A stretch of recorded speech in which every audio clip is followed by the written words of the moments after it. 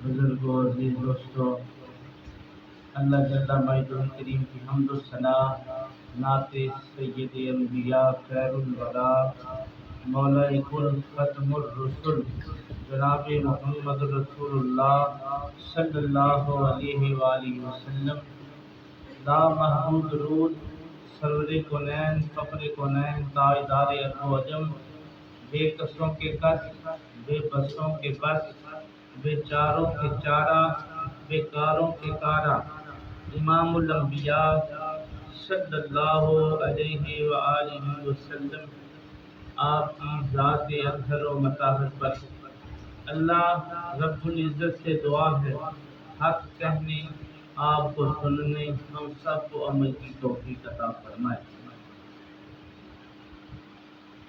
اللہ تبارک و تعالیٰ کا کرم اور اس کا احسان عظیم ہے کہ اس نے ہمیں آج کا برکتوں والا، عظمتوں والا، شانوں والا دن عطا فرمایا، یوم عید الاضحیٰ عطا فرمایا۔ حضور نبی کریم صلی اللہ علیہ وآلہ وسلم کی ذات پر بے حد درود و سلام، درود شریف کے حوالے سے ایک حدیث پاک، پھر اپنے مضمون کی طرف ہم آتے ہیں۔ حضور علیہ الصلوۃ والسلام آپ نے ارشاد فرمایا، جو بندہ ایک دن میں ایک بار درود پڑھتا ہے، فرمایا 10 نیکیاں اس کے عمل نامے میں لکھ دی جاتی ہیں، 10 گناہ مٹا دیے جاتے ہیں، 10 درجے بلند کر دیے جاتے ہیں۔ ابن ماجہ میں یہ حدیث موجود ہے۔ حضرات محترم، عید الاضحیٰ کا موقع ہے۔ حدیث پاک کا مفہوم ہے کہ اس موقع پر قدر بلند آواز کے ساتھ یہ تکبیر پڑھنا واجب ہے۔ جب آپ عید پڑھنے کے لیے مسجد میں یا عیدگاہ میں تشریف لے جائیں تو یہ تکبیر قدر بلند آواز کے ساتھ اللہ اکبر لا الہ الا اللہ واللہ اکبر اللہ اکبر وللہ الحمد، یہ پڑھنا واجب ہے۔ یہ پڑھتے ہوئے تشریف لائیے۔ میرے دوستو، عید الاضحیٰ ہم کیوں مناتے ہیں؟ اللہ تبارک و تعالیٰ کی رضا کے لیے۔ ویسے تو ہر دن اللہ کی رضا کے لیے منایا جاتا ہے۔ قرآن کہتا ہے وَذَكِّرْهُمْ بِأَيَّامِ اللَّهِ، ہر دن اللہ کا ذکر کرنے کا دن ہوتا ہے۔ اس کا ثبوت یہ ہے کہ ہر روز اذان ہو رہی ہے، ہر روز جماعت ہو رہی ہے، ہر روز نماز ہو رہی ہے، ہر روز رکوع و سجود ہو رہی ہے۔ معلوم ہوا ہر دن اللہ کا ذکر کیا جاتا ہے، لیکن یہ عید والا دن بالخصوص اللہ نے فرمایا کہ اس دن میری بڑائی بڑھ چڑھ کے بیان کرو، کیونکہ اس دن میرے فرشتے تمہارے رستے میں تمہارا انتظار کر رہے ہوتے ہیں اور تمہارے لیے دعائیں مغفرت کر رہے ہوتے ہیں۔ میرے دوستو، عید الاضحیٰ والے دن ہم مسلمان قربانی پیش کرتے ہیں، جانور ذبح کرتے ہیں۔ قربانی کیا ہے؟ قربانی قرب سے نکلا ہے۔ قرب کا معنی ہے قریب ہو جانا، نزدیک ہو جانا، اللہ تبارک و تعالیٰ کا قرب پا لینا، اللہ تعالیٰ کی توجہ حاصل کر لینا، اس چیز کا نام قربانی۔ قربانی مالی قربانی بھی ہے اور جانی قربانی بھی ہے۔ مثال کے طور پر جب کوئی جہاد کرتا ہے تو وہ اللہ کی راہ میں اپنی جان کی قربانی دینے کے لیے تیار ہوتا ہے، اور جب کوئی جہاد کرنے والے کو مال مہیا کرتا ہے، یعنی مجاہدوں کی مدد کرتا ہے، مالی طور پر کوئی اسلحہ لے کے دے دیتا ہے، کوئی کھانے پینے کی چیز مجاہدوں کو دے دیتا ہے، تو وہ اس کی مالی قربانی ہوئی۔ اسی طرح جب اللہ کی راہ میں جانور ذبح کیے جاتے ہیں تو یہ ایک مالی قربانی ہے۔ ہم خرید کر جانور یا پال کر اللہ کی راہ میں قربان کرتے ہیں، محض اس لیے کہ یا اللہ تو راضی ہو۔ اللہ تعالیٰ فرماتے ہیں لوگوں میں یہ جانور تمہیں اپنے کوئی شوق سے نہیں ذبح کروا رہا، مجھے کوئی شوق نہیں کہ میں تم سے خون بہاؤں یا کہوں کہ یہ گوشت میرے تک پہنچتا ہے۔ اللہ فرماتا ہے نہ، میں تو یہ دیکھنا چاہتا ہوں تیرے دل میں میری محبت کتنی ہے، تیرے دل میں میری چاہت کتنی ہے، میرا پیار کتنا ہے۔ اللہ ارشاد فرماتے ہیں لَن يَنَالَ اللَّهَ لُحُومُهَا وَلَا دِمَاؤُهَا وَلَٰكِن يَنَالُهُ التَّقْوَىٰ مِنكُمْ، فرمایا لوگوں تمہارا یہ خون بہانا، یہ گوشت میرے تک نہیں پہنچتا، اگر پہنچتا ہے تو صرف تقویٰ پہنچتا۔ حضرات محترم، اللہ تبارک و تعالیٰ یہ بیان فرما رہے ہیں لوگوں یہ خون اور گوشت میرے تک نہیں پہنچتا، گوشت تم کھا لیتے ہو، خون نالیوں میں بہہ جاتا ہے یا زمین میں جذب ہو جاتا ہے، گوشت تمہارے لیے نعمت بن جاتا ہے، حلال ہے، میں تو صرف دیکھ رہا ہوں تیرے دل میں میری محبت کتنی آئی ہے، اور تیرے دل میں کیا یہ جذبہ ہے کہ جس طرح تو جانور کو لٹا کے اس کی گردن پہ چھری پھیر رہا ہے، کل تیرے اوپر مشکل وقت آ جائے، تیرے وطن پر مشکل وقت آ جائے، تیرے دین پر مشکل وقت آ جائے، یا تو بھی اسی طرح رب کی بارگاہ میں پیش ہوگا یا نہیں ہوگا، اللہ تعالیٰ یہ جاننا چاہتا ہے۔ میرے دوستو، حضور نبی کریم صلی اللہ علیہ وآلہ وسلم نے قربانی کرنے کا طریقہ بتایا۔ باقی صحابہ یا اور لوگ قربانی کرتے تھے تو ایک جانور اللہ کی راہ میں ذبح کرتے تھے، جب میرے تیرے آقا رحمت للعالمین آقا کی باری آئی تو آپ 2 جانور ذبح فرمایا کرتے ہیں۔ حضرات آپ سے گزارش ہے کہ صفحے پہلے ہی درست کا لیے کریں آتے ساتھ ہی، تاکہ بعد میں آنے والے کو مشکل نہ پیش آئے۔ تھوڑا سا ٹائم زیادہ ہوگا لیں گے آپ کا 6:15 بجے تک انشاءاللہ جماعت کھڑی کریں گے، تاکہ کافی دوست جو رہ گئے ہیں موسم کی وجہ سے وہ بھی شامل ہو جائیں۔ تو میں عرض کر رہا تھا کہ حضور نبی کریم صلی اللہ علیہ وآلہ وسلم اپنی ظاہری مدنی زندگی میں، آپ نے مدنی 10 سالہ زندگی میں ہر سال قربانی ادا فرمائی اور 2 جانور ذبح فرمائے۔ صحابہ 1 جانور ذبح کرتے، حضور 2 جانور۔ بخاری و مسلم میں حدیث موجود ہے، حضرت علی کرم اللہ وجہ الکریم عرض کرنے لگے یا رسول اللہ صلی اللہ علیہ وسلم آپ 2 جانور کیوں ذبح فرماتے ہیں؟ میرے آقا نے فرمایا اے علی، 1 جانور میں اپنی اور اپنی اولاد کی طرف سے ذبح کرتا ہوں، قربان کرتا ہوں، اور دوسرا جانور اپنی امت کی ان نادار غرباء مساکین یتیماں لوگوں کی طرف سے ذبح کر رہا ہوں جو قربانی نہیں کر سکیں گے۔ اللہ نے ہمیں ایسا غم خار آقا عطا فرمایا، جب قربانی فرما رہے ہیں تو اپنی امت کو وہاں پر بھی یاد کر رہے ہیں۔ حضور آپ کی بڑی رحمت اللہ علیہ نے اشارہ فرمایا، آپ فرماتے ہیں ایسا نبی جنا داوالی او امت کیوں جھرسی، عیب گناہ خطایاں بابت کیوں دوزخ والتلسی۔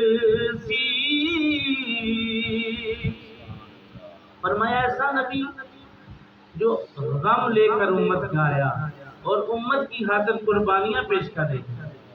آج امت کا بھی فرض ہے کہ اللہ نے اگر اسے صاحب نصاب بنایا ہے یا صاحب استطاعت بنایا ہے، اگر وہ قربانی کرنے لگے، اللہ نے اسے اتنی دولت عطا فرمائی ہے، جب وہ اپنی طرف سے واجب ادا کرے گا تو حضور کی طرف سے بھی جانور ذبح فرمائے۔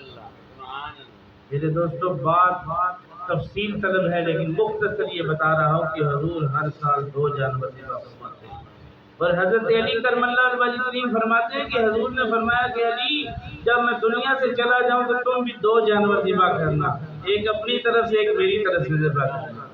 حضرت علی فرماتے ہیں حضور علیہ الصلوۃ والسلام کے وصال کے بعد میں بھی ہر سال 2 ہی جانور ذبح کرتا، ایک اپنی طرف سے ایک حضور کی طرف سے ذبح کرتا۔ معلوم ہوا کہ قرب حاصل کرنا، قربانی کو پا لینا، یہ حضور علیہ الصلوۃ والسلام کی سنت ہے۔ اب ایک قربانی تو آپ ہر سال واقعہ سنتے ہیں کہ حضرت ابراہیم علیہ السلام نے اسماعیل رضی اللہ کو ذبح فرمایا، لیکن ایک اور واقعہ قربانی کا ہے جس کا ذکر رب کائنات نے قرآن کریم کے سورہ مائدہ کی آیت نمبر 27 میں بیان فرمایا۔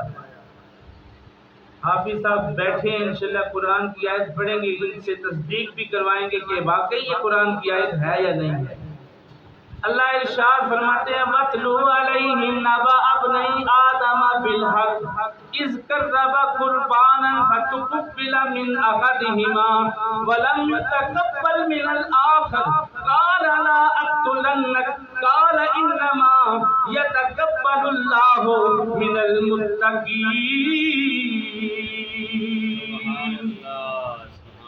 جب قرآن سنے تو سبحان اللہ کا کریں، حدیث سنے تو سبحان اللہ کا کریں، ایمان تازہ ہو جاتا ہے۔ تو میں عرض کر رہا تھا کہ اللہ نے فرمایا محبوب آپ انہیں اس واقعہ کی طرف متوجہ فرمائیں، ان کی توجہ دلائیں جو سچ کے ساتھ اللہ نے بیان فرمایا کہ دو بھائی حابیل اور قابیل، ان میں سے ایک کی قربانی ہم نے قبول کر لی، دوسرے کی نہ کی، اور بے شک اللہ اہل تقوی کی قربانی قبول فرماتا ہے۔ معلوم ہوا دو باتیں معلوم ہوئی، ایک تو قربانی پہلی امتوں پر بھی موجود تھی، دوسری بات یہ معلوم ہوئی کہ اللہ تعالیٰ قربانی اسی کی قبول کرتا ہے جس کے دل میں اللہ کا خوف ہوتا ہے، جس کے دل میں محبت الہی شامل ہوتی ہے، خشیت الہی شامل ہوتی ہے، اللہ کا ڈر شامل ہوتا ہے، قربانی اسی کی قبول ہوتی ہے۔ میرے دوستو، حابیل اور قابیل آدم علیہ السلام کے دو بیٹے تھے۔ مختصر واقعہ پیش کرتا ہوں، اپنے موضوع کی طرف آؤں گا۔ ان دونوں میں بیویوں کی وجہ سے پھوٹ پڑ گئی۔ مفسرین نے لکھا ہے، تفسیر ابن کثیر، علامہ امام اماد الدین ابن کثیر علیہ رحمہ نے اپنی اس تفسیر میں یہ بات لکھی ہے، قرآن کریم کی تفسیر میں، اس آیت کے شان نزول میں، سورہ مائدہ کی آیت نمبر 27۔ بے شک ہر جا کے کھول کی آیت کی تفسیر پڑھ سکتے ہیں کہ آپ نے فرمایا کہ حضرت حابیل علیہ السلام کی قربانی رب نے کیسے قبول فرمائی کہ حابیل اور قابیل کی بیویاں ان دونوں کی وجہ سے آپس میں پھوٹ پڑ گئی۔ حابیل کی بیوی خوبصورت تھی اور قابیل کی بیوی اتنی خوبصورت نہیں تھی۔ قابیل نے کہا کہ حابیل اپنی بیوی کو طلاق دے دو اور میرے نکاح میں دے دو تاکہ میں اس سے شادی کر لوں۔ حابیل علیہ السلام نے فرمایا یہ نہیں ہو سکتا۔ قابیل نے دیکھا کہ یہ بات میرا بھائی مان نہیں رہا، تو حابیل نے کہا کہ اے قابیل نے حابیل کو کہا کہ اب میں تجھے قتل کر دوں گا، قال لا اقتلنک، میں تجھے قتل کر دوں گا۔ حضرت حابیل نے فرمایا میرا رب میرا بدلہ لے لے گا، میرا رب میرا بدلہ لے لے گا، تو جس طرح مرضی کر۔ تو قابیل نے موقع پا کر حابیل کو قتل کیا۔ اب بعض مفسرین نے لکھا کہ ادھر یہاں پر یہ فیصلہ ہوا کہ دو جانور ذبح کیے اور کہا گیا کہ جس کی قربانی قبول ہو جائے گی اس کی بیوی اس کے حق میں رہے گی، اور جس کی قربانی نہ قبول ہوگی اس کی بیوی اس کے پاس چلی جائے گی، یعنی اسی کے پاس رہے گی۔ دو جانور ذبح کیے گئے، پہاڑ پر رکھ دیے گئے، آسمان سے آگ آئی، حابیل کی قربانی کو اٹھا کر لے گئی اور قابیل کی قربانی وہیں پر گلتی سڑتی رہ گئی۔ معلوم یہ ہوا کہ جس کی قربانی قبول ہوتی تھی آسمان سے آگ آتی تھی اسے لے جاتے تھے، گوشت کھانا نصیب نہیں ہوتا تھا۔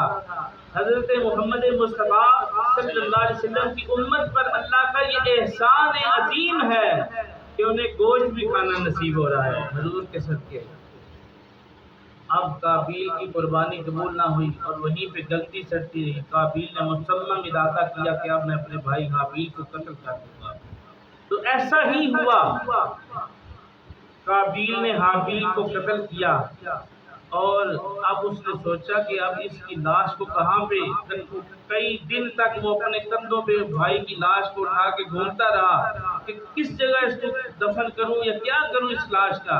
اچانک آسمان سے دو پرندے کوے آپس میں لڑ رہے تھے، لڑائی کرتے کرتے ایک کوا مر گیا، دوسرے کوے نے جس نے مارا تھا ایک اپنی چونچ سے ایک گڑھا کھودا چھوٹا سا اور مرے ہوئے کوے کو اس میں دفن کر دیا۔ اب قابیل کو یہ بات سمجھ آ گئی، اس نے قبر بنائی اور حابیل کو دفن کر دیا۔ دنیا میں پہلی قبر بنی، اور جتنے بھی ظالم ہوں گے قیامت تک ان کا گناہ قابیل کے عمل نامے میں لکھتا جائے گا، اور جتنے بھی مظلوم ہوں گے ان کا ثواب حابیل کے عمل نامے میں لکھتا جائے گا۔ مختصر واقعہ میں نے آپ کو بیان کیا ہے کہ عرض کرنے کا مقصد یہ ہے کہ قربانی صرف امت محمدی صلی اللہ علیہ وسلم پر نہیں بلکہ پہلی امتوں پر بھی قربانی موجود تھی، بس اس کی نوعیت انداز کچھ اور تھا۔ حضرت ابراہیم علیہ السلام، میں نے شروع میں عرض کیا ہے کہ انشاءاللہ 6:15 بجے جماعت کھڑی کریں گے، موسم کی وجہ سے لوگ جو دیر سے آ رہے ہیں وہ بھی شامل ہو جائیں گے۔ تو میں عرض کر رہا تھا کہ حضرت ابراہیم علیہ السلام پر اللہ تعالیٰ نے بے شمار امتحان ڈالے، کبھی آگ میں ڈلوا دیا، کبھی نمرود کے دربار میں پیش کروا دیا، کبھی تبلیغیں کروائی، لیکن آپ ہر امتحان میں پاس ہوتے چلے گئے۔ یہ میں نہیں، رب تو قرآن کہتا ہے وَإِذِ ابْتَلَىٰ إِبْرَاهِيمَ رَبُّهُ بِكَلِمَاتٍ فَأَتَمَّهُنَّ، فرمایا ہم نے ابراہیم علیہ السلام کو چند باتوں سے آزمایا اور وہ ان میں پورے اترے۔ ابراہیم علیہ السلام کو اللہ تعالیٰ نے اولاد جیسی نعمت عطا فرمائی۔ اللہ کا قرآن کہتا ہے کہ جب ابراہیم علیہ السلام بے اولاد تھے، عمر 100 سال ہو چکی تھی، بعض روایت میں 90 سال بھی آیا ہے، تو مائی ہاجرہ سلام اللہ علیہا آپ کی عمر مبارک بھی کافی تھی لیکن اولاد نہیں تھی۔ ایک دن رب کی بارگاہ میں دعا کی، معلوم ہوا اولاد کے لیے دعا کرنا، نیک اولاد کے لیے دعا کرنا نبیوں کی سنت ہے۔ سبحان اللہ، سبحان اللہ۔ اللہ ارشاد فرماتے ہیں وَقَالَ إِنِّي ذَاهِبٌ إِلَىٰ رَبِّي سَيَهْدِينِ، سبحان اللہ۔ یا اللہ مجھے اولاد عطا فرما، ہدایت یافتہ اولاد عطا فرما۔ تو اللہ نے ارشاد فرمایا فَبَشَّرْنَاهُ بِغُلَامٍ حَلِيمٍ، ہم نے ابراہیم علیہ السلام کو خوشخبری سنائی، بردبار بچے کی، فرما بردار بچے کی خوشخبری سنائی۔ پھر فرمایا کہ جب اللہ تعالیٰ نے اسماعیل عطا فرمائے، جب وہ 12 یا 14 سال کی عمر کو پہنچ گئے، بھاگ دوڑ کرانے لگے، دوڑ بھاگ کرانے لگے، باپ کے ساتھ ہاتھ پٹانے لگے، تو اللہ نے حکم دے دیا، فرمایا فَلَمَّا بَلَغَ مَعَهُ السَّعْيَ قَالَ يَا بُنَيَّ إِنِّي أَرَىٰ فِي الْمَنَامِ أَنِّي أَذْبَحُكَ فَانظُرْ مَاذَا تَرَىٰ۔ سورہ صافات آیت نمبر 100، پورا 100۔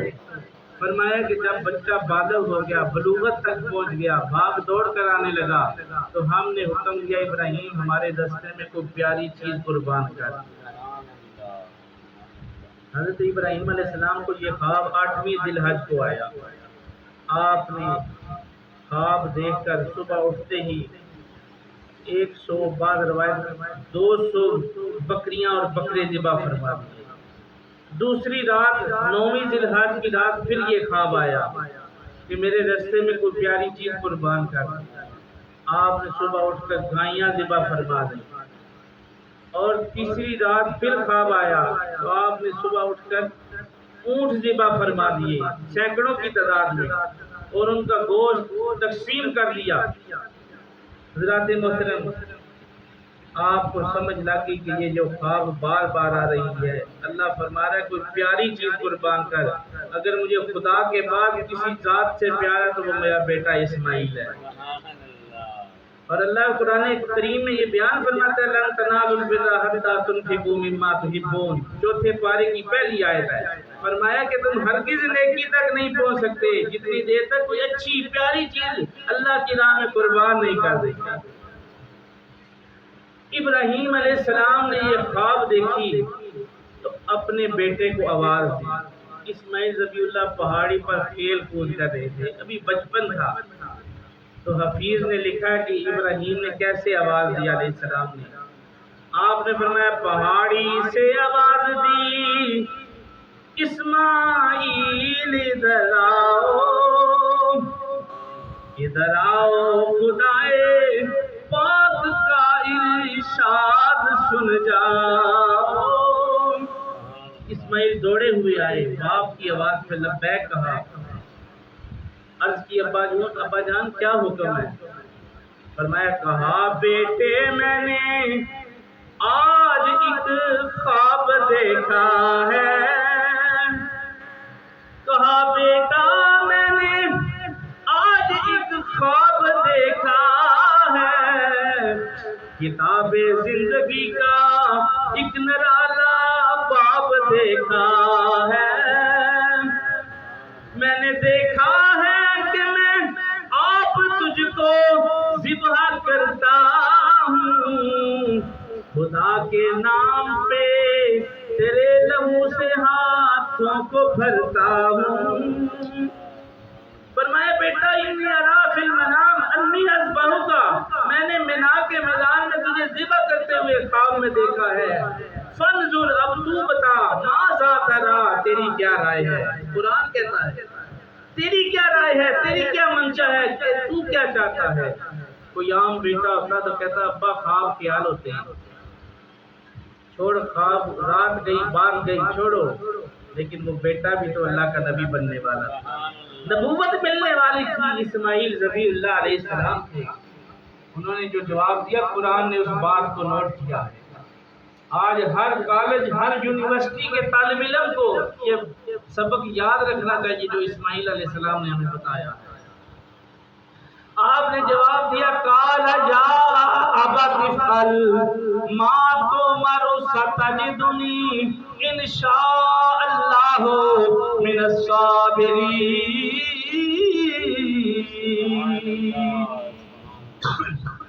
ابا جان جو آپ کو حکم ہوا ہے وہ کر گزریے، انشاءاللہ اللہ نے چاہا تو آپ مجھے صبر کرنے والوں میں پائیں گے۔ حضرات انشاءاللہ 5-6 منٹ کے بعد 6:15 بجے انشاءاللہ جماعت کھڑی ہو رہی ہے۔ جو دوست ابھی آ رہے ہیں ان کے لیے کچھ جگہ بھی تھوڑی تھوڑی بنائیں، قریب ہو جائیں، صفحے درست کر لیں ابھی سے، جہاں تھوڑی سا گیپ ہے وہاں پہ ان کو بیٹھنے دیں، کیونکہ باہر بارش ہے، موسم ایسا نہیں۔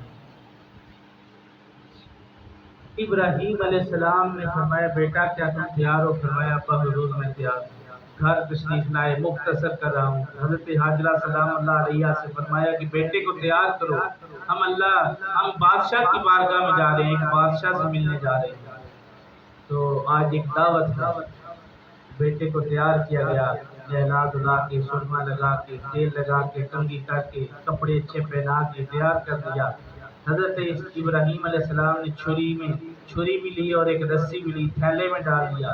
مائی صاحبہ سمجھی شاید رستے میں کوئی شکار کی نیت ہوگی، تو تھیلا لے کر وہاں سے نکلے۔ شیطان، تفسیر البیان میں آتا ہے کہ شیطان جو ہے انسانی شکل میں آیا اور آ کر حضرت ابراہیم علیہ السلام کو کہنے لگا ابراہیم پاگل ہو گیا ہے، دیوانہ ہو گیا ہے، نعوذ باللہ۔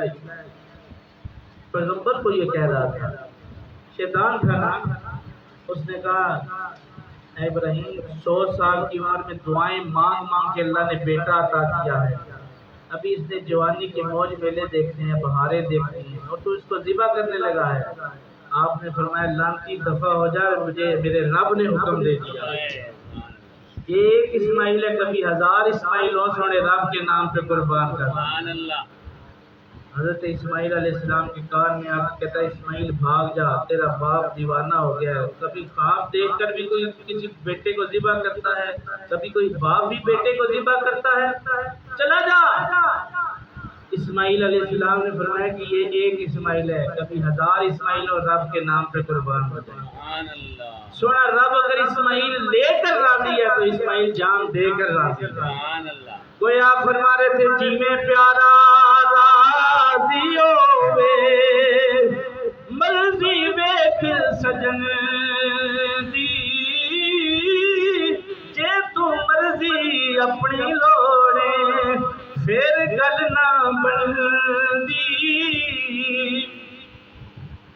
ابراہیم علیہ السلام اور اسماعیل علیہ السلام سے وہ ناکام ہو کر حضرت حاجرہ رضی اللہ تعالیٰ عنہ کے پاس آیا اور کہنے لگا اے حاجرہ تجھے پتہ ہے تیرا حامد کہاں گیا ہے؟ فرمایا وہ کسی بادشاہ کی دعوت میں گیا ہے۔ اس نے کہا نانا وہ کسی بادشاہ کے پاس نہیں جا رہے، اس نے خواب میں دیکھا کہ وہ اپنے بیٹے کو ذبح کرنے جا رہا ہے۔ آپ نے فرمایا لانتی، کبھی کوئی باپ بھی اپنے بیٹے کو ذبح کرتا ہے، ہوش سے کام لے۔ اس نے کہا اس کو رب نے حکم دے دیا ہے۔ جب شیطان نے مائی صاحبہ کو یہ کہا کہ اللہ نے حکم دیا ہے، تو مائی حاجرہ سلام اللہ علیہ نے فرمایا الحمدللہ رب العالمین، اللہ کا شکر ہے کہ اللہ نے ہم سے وہ چیز مانگی ہے جو ہمارے پاس موجود ہے، اگر وہ چیز مانگ لیتا جو ہمارے پاس نہ ہوتی تو ہم کیسے ادا کرتے۔ فرمایا یہ ایک اسماعیل ہے، کبھی لاکھ اسماعیل ہو تو انہیں رب کے نام پہ قربان کر دیتے۔ مختصر یہ کہ ابراہیم علیہ السلام میدان مینا میں پہنچے اور اپنے بیٹے کو ماتھے کے بل لٹایا، رسی سے ہاتھ باندھ دیے، فرمایا بحضور میں پھڑکوں یا ہلوں تو خون کے چھینٹے آپ پر نہ پڑے۔